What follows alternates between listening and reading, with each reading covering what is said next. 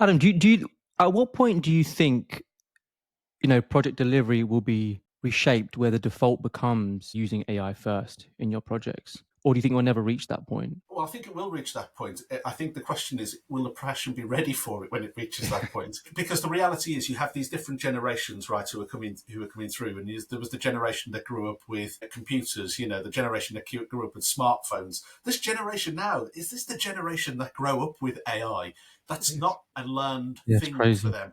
It's just native, right? That's just that's just normal. So when they are kind of the dominant majority of the workforce, that for me is when it will change anyway. And the question is, will the profession, will the wider business world be ready for it when that time comes? I just make one other observation as well, which is that if you look at other technological innovations, the workforce has generally been ahead of the curve.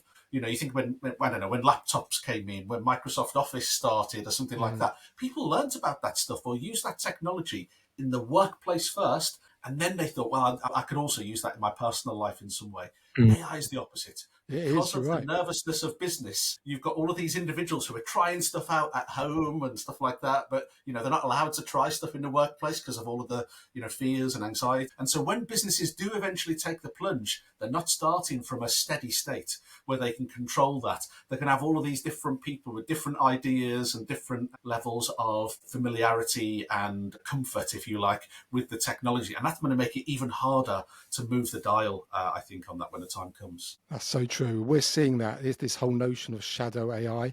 You're starting to block. We've seen a number of companies within the profession try to block the use of AI, and I think that is so misguided because all you're doing is you're encouraging people then to use exactly what you said. Use shadow AI. Use it personally, and then all the risks that go with that because there's no control at all. So it's a funny time we're at because we're not used to this. And the other thing I would say is I think with other technology, we've had a good kind of few years, maybe even a generation to get used to it.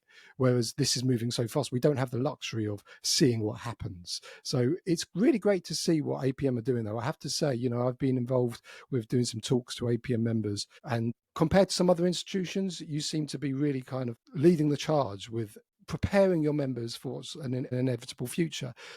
But before we go on to talking about AI in a bit more detail, I thought it'd be really interesting just to talk about the state of project management today and why we even need to think about it.